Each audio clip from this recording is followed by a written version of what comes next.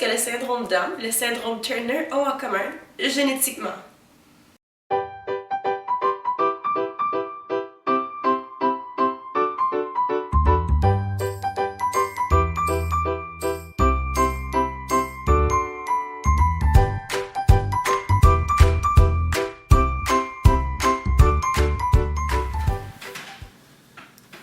Penses-tu qu'ils vont aimer ça? Bonjour et bienvenue à Biologie 4U. Dans l'émission d'aujourd'hui, nous discuterons des mutations chromosomiques.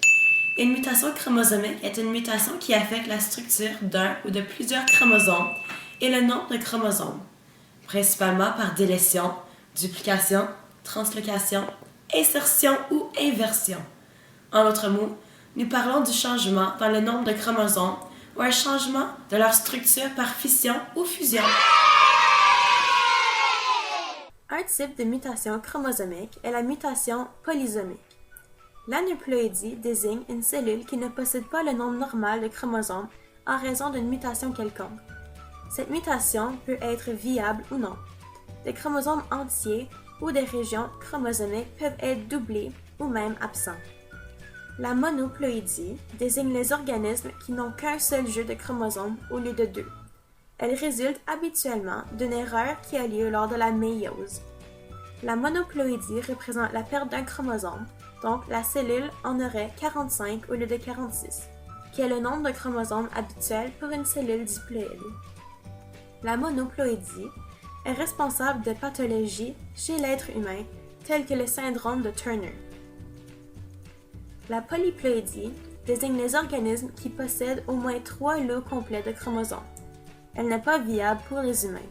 La polyploïdie est rare chez les animaux, mais joue un rôle dans l'évolution et est fréquente chez les végétaux. Par exemple, il y a le lys géant. La disomie fait en sorte que la cellule possède 47 chromosomes au lieu de 46, ou 23 paires. La plus courante chez les humains est la trisomie 21. Les possibilités seraient XYY, XXY ou XXX. La tétrasomie représente le gain de 2 chromosomes, donc un karyotype démontrerait la présence de 48 chromosomes.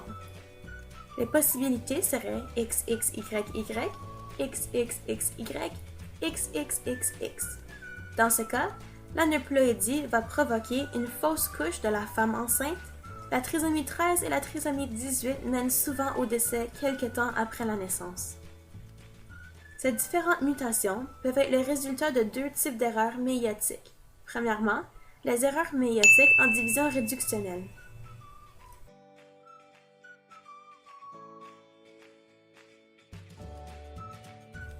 Dans ce cas, pendant l'anaphase 1, il y a l'absence de disjonction d'une paire de chromosomes homologues. Donc, à la fin de la méiose, on obtient 2 gamètes avec un chromosome surnuméraire et 2 gamètes avec un chromosome en moins. Deuxièmement, il y a les erreurs méiotiques en division équationnelle. Dans ce cas, pendant l'anaphase 2, après la division des centromères, les 2 chromatides sœurs migrent vers le même pôle. Donc, on obtient des gamètes anormaux avec un chromosome surnuméraire et un déficitaire. Pour continuer, il y a les anomalies de structure qui résultent d'un réarrangement du matériel chromosomique. Ces réarrangements peuvent avoir lieu dans un seul chromosome ou plusieurs chromosomes.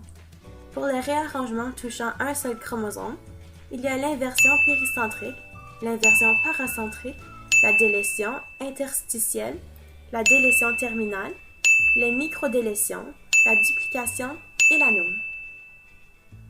L'inversion péricentrique représente 2 cassures sur le chromosome, un de chaque côté du centromère. Suite à l'inversion du fragment centromérique, ce dernier se recolle pour former un chromosome muté.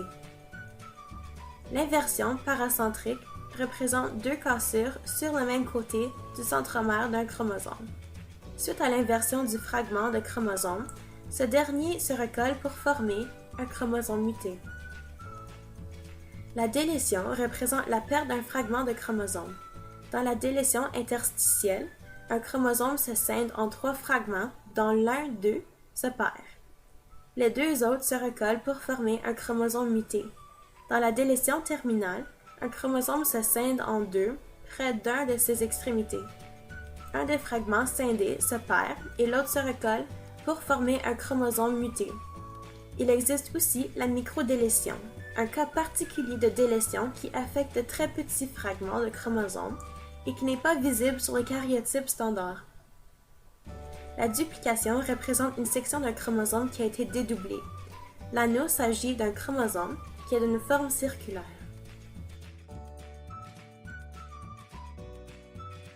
Pour les réarrangements touchant plusieurs chromosomes, il y a la translocation réciproque, la translocation robertsonienne et l'inversion. La translocation réciproque représente l'échange de fragments de deux chromosomes, venant les deux du bras long ou du bras court du chromosome. Les deux fragments échangés se recollent pour former le chromosome muté. La translocation robertsonienne représente un fusionnement de deux chromosomes causé par les pertes des bras courts de ce dernier. Ceux-ci forment un seul superchromosome. La translocation des chromosomes peut entraîner plusieurs problèmes, comme l'infertilité, le syndrome Down et même le cancer. Il y a l'insertion, ce qui représente un cas particulier de translocation où un fragment d'un chromosome s'insère dans un autre chromosome. C'est l'équivalent d'une translocation non réciproque. Lors de l'insertion, deux chromosomes se scindent. Le premier se scinde en 3 segments, dont un est perdu. Les deux autres segments se ressoudent. Le deuxième chromosome se scinde et accueille le segment perdu du premier chromosome. Le deuxième chromosome se recolle pour former un chromosome muté. Finalement, il y a l'isochromosome. Ceci est un genre de chromosome qui est produit par une erreur lors de la division du centromère. Un isochromosome est composé de 2 bras courts ou de 2 bras longs. Sache que ce n'est pas toutes les mutations qui sont nocives. Il y a des mutations qui ont des effets bénéfiques chez les organismes. Visionnez la prochaine vidéo pour en savoir plus.